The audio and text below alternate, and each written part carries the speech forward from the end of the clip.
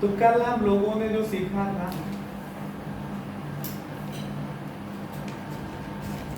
Mirror equation सीखा था, दर्पण का समीकरण 1/f is equal to 1/v plus 1/u के बारे में। कल हमने प्रूफ किया था जब हमारे पास कोई कॉनकेव मिरर हो और कॉनकेव मिरर में जब ऑब्जेक्ट इस तरह से रखा हो कि जो फाइनल इमेज जो है वो इन्वर्टेड बने और रियल बने, तो केस मैंने किया था।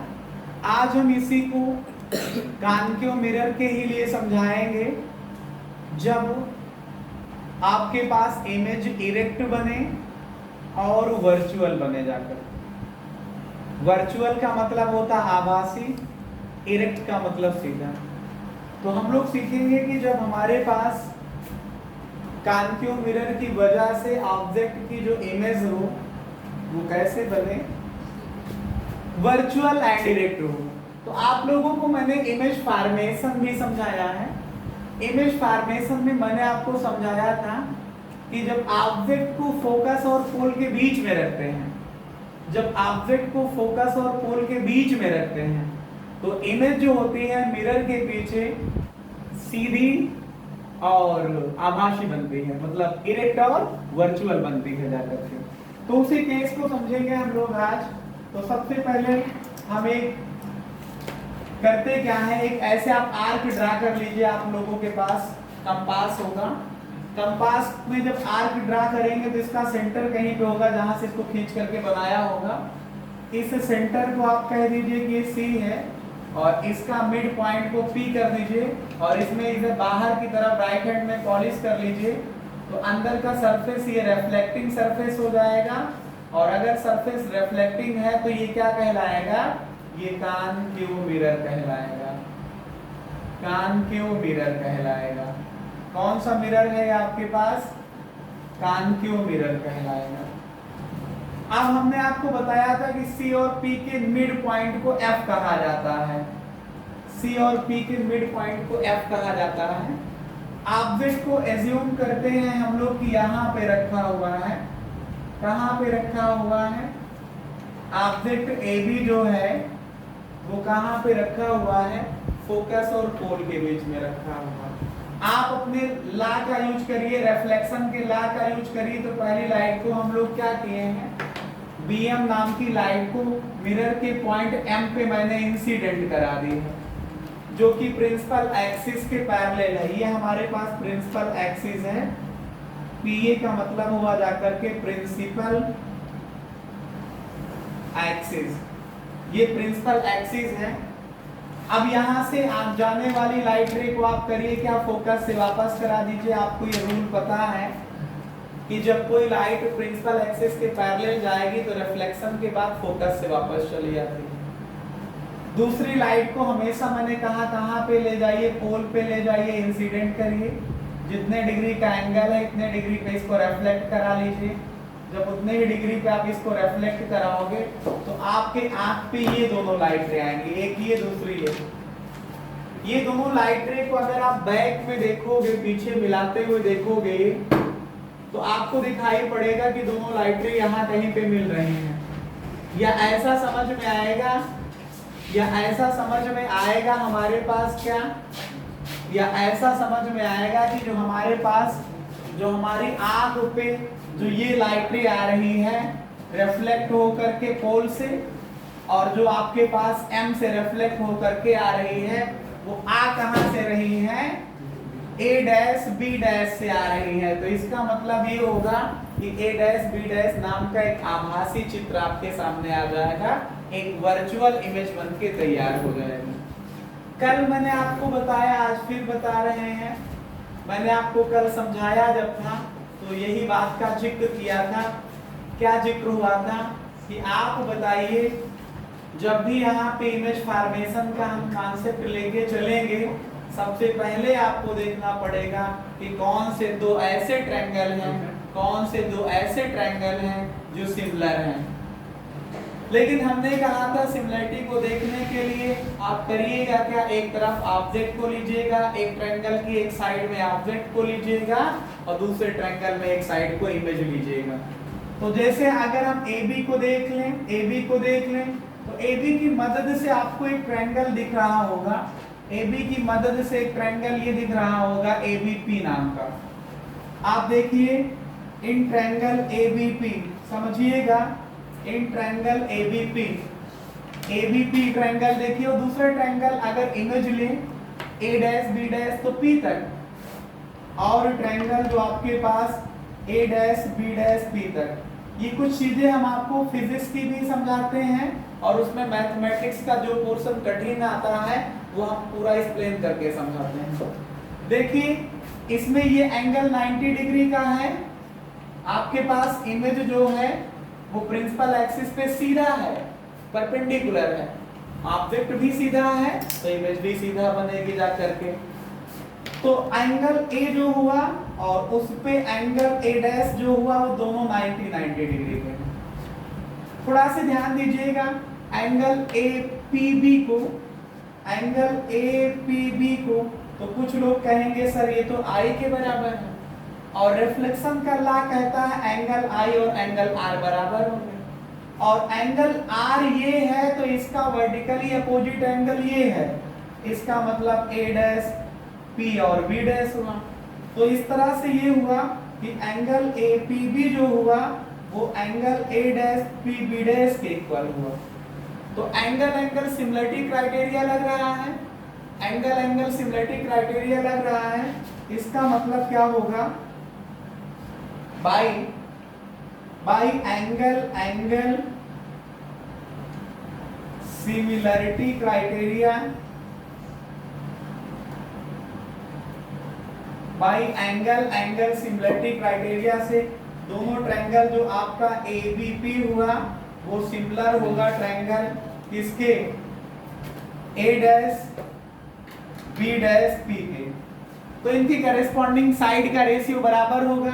करेस्पॉन्डिंग साइड लीजिए, इसका परपेंडिकुलर AB हुआ, इसका परपेंडिकुलर AB हुआ, इसका परपेंडिकुलर क्या हुआ A डैश B डैश हुआ, इसका बेस आपका AP हुआ और इसका बेस क्या हुआ A डैश P हुआ जा करके। इसे इक्वेशन फर्स्ट मान करके आप लोग छोड़ सकते हैं। दूसरा और कोई आपको ट्रायंगल दिख रहा है जो सिमिलर हो, लेकिन हमने आपको एक बात बताया था कि कल भी बताया था कि पॉइंट M से आप करेंगे क्या, प्रिंसिपल एक्सिस पे परपेंडिकुलर खींचेंगे जो कहां पे काटेगा, N पे काटेगा। तो हम क्या करेंगे, ड्रा करेंगे, क्या ड्रा MN किस पे, परपेंडिकुलर है कहां पे, प्रिंसिपल एक्सिस पे है।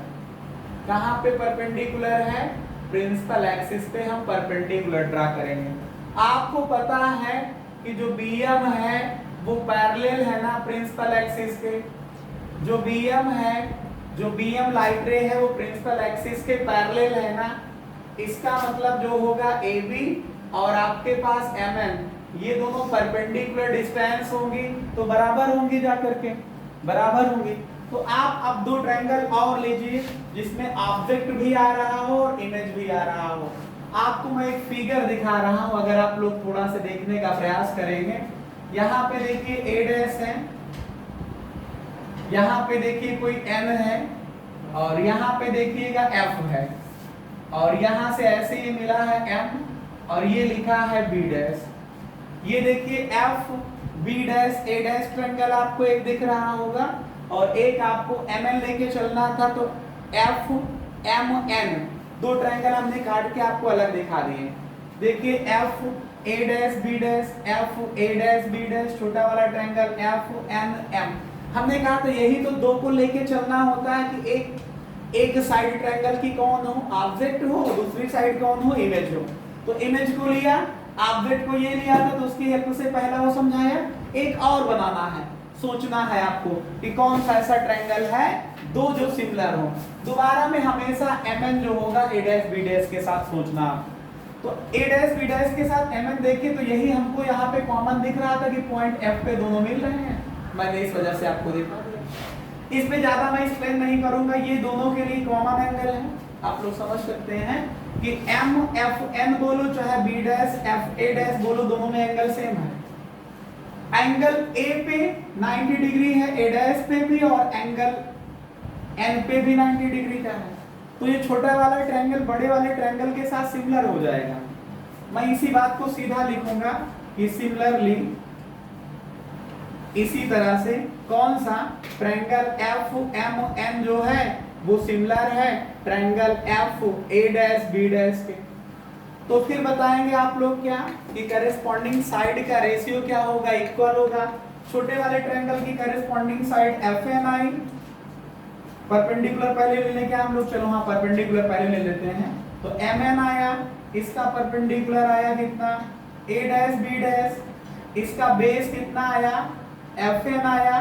तो बड़े वाले ट्रायंगल का बेस कितना आया, एफ ए डैश आया, एफ ए डैश आया। आपको पता है कि सभी डिस्टेंस कहाँ से नापते हैं हम लोग, पोल से, लेकिन एम एन जितना है वो ए बी के इक्वल है।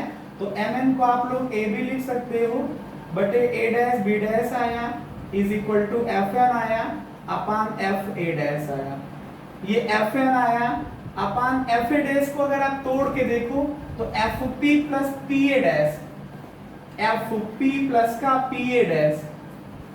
ये इसे इक्वेशन सेकंड आप लोग ले लीजिए, ये इक्वेशन फर्स्ट है, by equation first and second, by equation first and second, by equation first and second. आप देखिए दोनों के LHS बराबर है ना, बोलिए, तो दोनों के RHS बराबर होंगे। यही बात मैंने कल भी समझाई थी आप लोगों को। तो कितना आ जाएगा, AP बटे A डैश P बराबर FN बटे FP और प्लस का कितना PA डैश। थोड़ा से समझिएगा, हमने आपको बताया था कि एपर्चर ऑफ मिरर जो है ये बहुत बड़ा नहीं है, जितना बड़ा मैं आपको 500 सेंटीमीटर या 50 सेंटीमीटर जो मैं एपर्चर दिखा रहा हूँ, मिरर का एपर्चर इतना बड़ा नहीं होता है। Aperture of mirror is very small so that point M is very close to the point P। अगर पॉइंट M P के बहुत पास है, यहाँ पे P है और ये वाला पॉइंट आपका M है, ये वाला, अगर ये P के पास मान लो यहाँ पे होता, यहाँ से आप परपेंडिकुलर ड्रा करते ही ऐसे आता कि ना आता, बोलो थोड़ा से इस फिगर को चाहो अगर आप बाहर समझना तो देख लीजिए, ये P है, यहाँ पे M है, अभी एग्जैक्ट स्थिति में जो है। अगर M पॉइंट P के पास होगा, मान लो यहाँ पे होता, तो परपेंडिकुलर आप इस पे ड्रा करिए तो N पॉइंट ये आता जो कि P के बहुत पास होता जा करके। तो जब P से चाहे नापो दूरी F तक, चाहे P से F तक जाओ, फिर चाहे N से F तक जाओ, Fn की वैल्यू PF के बराबर होगी।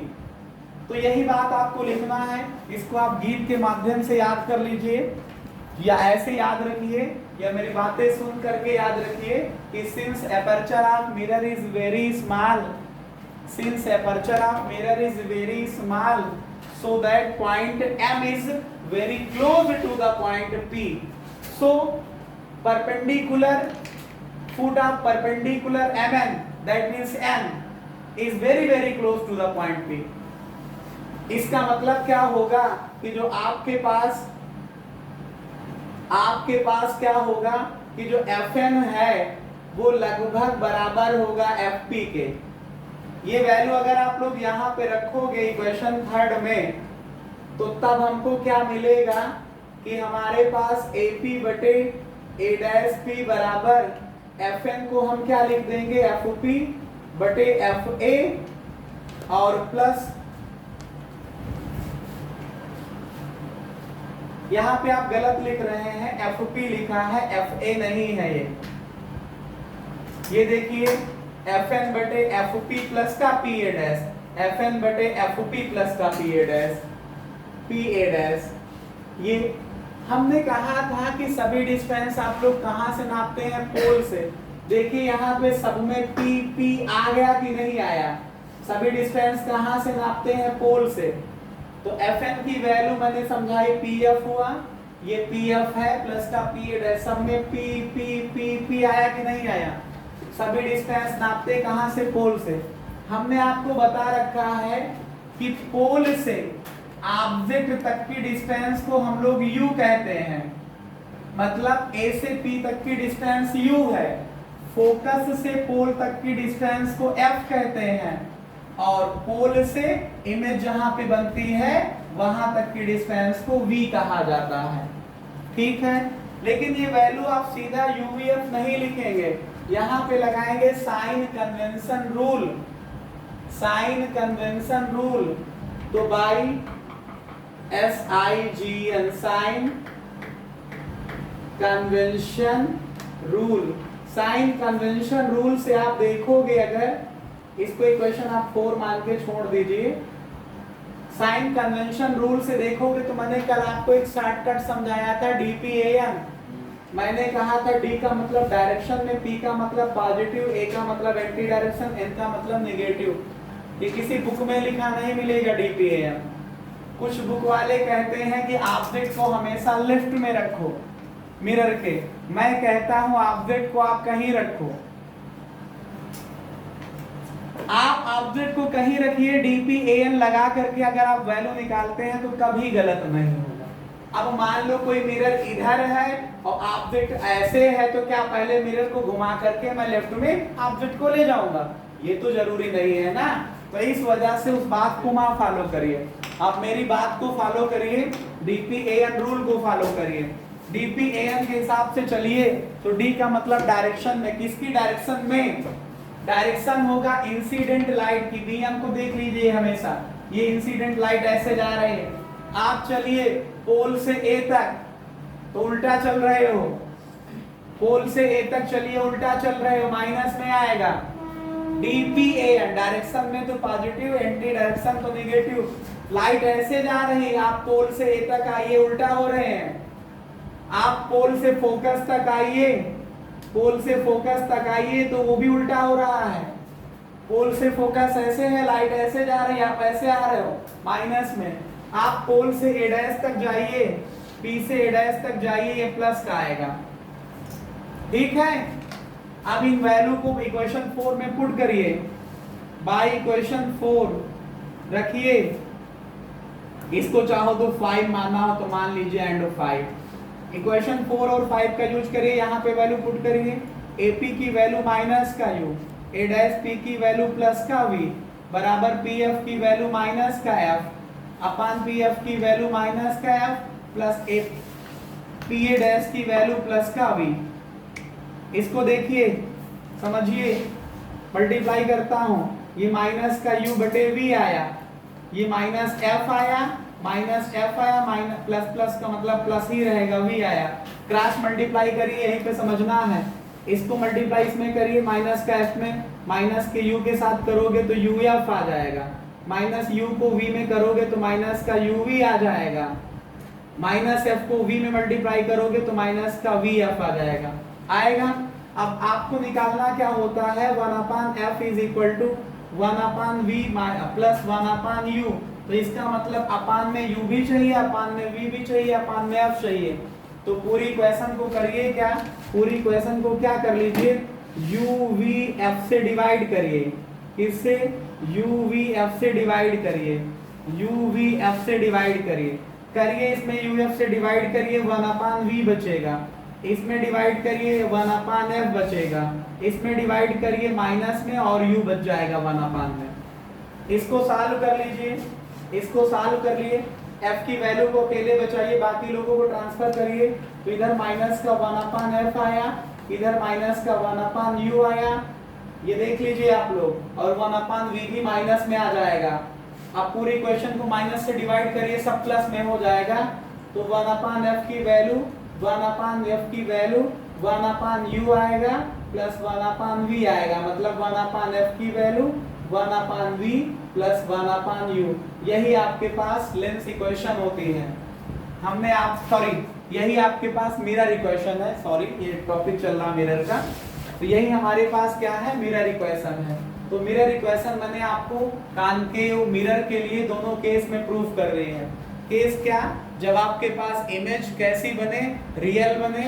दूसरा केस क्या, जब इमेज कैसी बने, वर्चुअल बने जा करके। ठीक है,